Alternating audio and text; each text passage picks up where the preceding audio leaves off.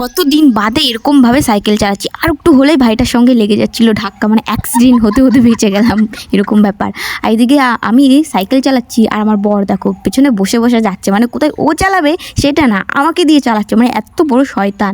তো আমরা চলে গেছি হচ্ছে মাসি বাড়িতে। মাসিদের বাড়িতে দেখতে হচ্ছে একদম পুরো বাগানের ভেতরে ফাঁকা মাঠের মধ্যে বাড়ি। আমি মাসি বাড়িতে গিয়ে আগে আমার দিদি কুলটা ধরিয়ে দিল, টক কুল। হ্যাঁ, সেটা কুলগুলো এত টক ছিল আমার দাঁতটা পুরো টকিয়ে এলো। তারপরে চলে গেলাম টক কুল খাওয়ার পরে মিষ্টি কুল খেতে। এতে আমার মাসিদের গাছ লাগিয়েছে কুল গাছ, মানে আপেল কুল এটা। ডাব কুল অতটা ভালো লাগে না, আর এই গাছের কুলগুলো এত মিষ্টি। এদিকে আমি আর আমার দিদি তুলতে শুরু করে দিলাম, মানে দেখে আমি লোভ সামলাতে পারলাম না। এগুলো খাওয়ার জন্য আর কি লাগিয়েছে, চাষের জন্য না, একদম বিনা সারে কুলগুলো তৈরি হয়েছে। আর খেতে এত ভালো। তোমরা খেতে চাও অবশ্যই কমেন্ট করে জানাও আমাকে কারা কারা খেতে চাও, আমি তাদেরকে খাওয়াবো। আমার বর তো জায়গায় বসে 1 কিলো কুল খেয়ে নিতে পারবে, মানে এতটাই টেস্টি কুলগুলো আর এতটা মিষ্টি না, দুর্দান্ত খেতে।